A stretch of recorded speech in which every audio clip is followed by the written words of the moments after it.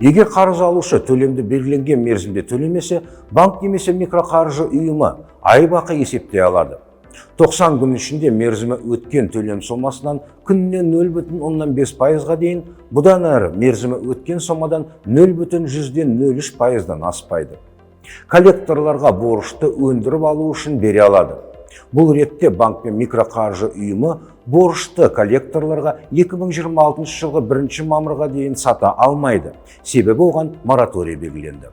Ақпаратты міндетті түрде кредиттік бюроға жібереді, ал бұл кредиттік тарихқа кері әсер етеді. Егер төлем мерзімін кешіктіру 90 күннен асса, сотқа шағым түсіре алады.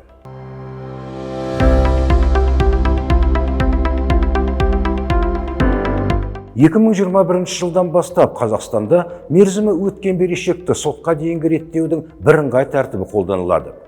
Біріншіден, кредитор қарыз алушыны ол басталған сәттен бастап күнтізбелік 10 күн ішінде төлем мерзімінің кешіктірілгені туралы хабардар етуге және борыштың сомасы мен ықтимал салдары туралы хабарлауға міндетті. Екіншіден, төлем мерзімі өткен күннен бастап 30 күн ішінде қарыз алушы банкке немесе микроқаржы ұйымына қарыз шарттарын өзгерту туралы өтініш жасауға құқылы. Өтініште төлем мерзімін кешіктіру себебі және қайта құрылымдаудың ықтимал нұсқалары көрсетіледі.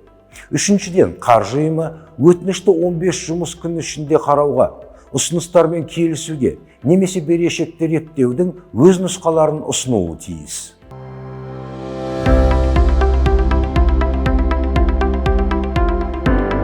Егер кредитор қарыз шарттарын қайта қараудан бас тартса, қарыз алушы банк омбудсманына банктердегі кредиттер үшін немесе микроқаржы омбудсманына микроқаржы ұйымдарындағы микрокредиттер үшін өтініш жасай алады.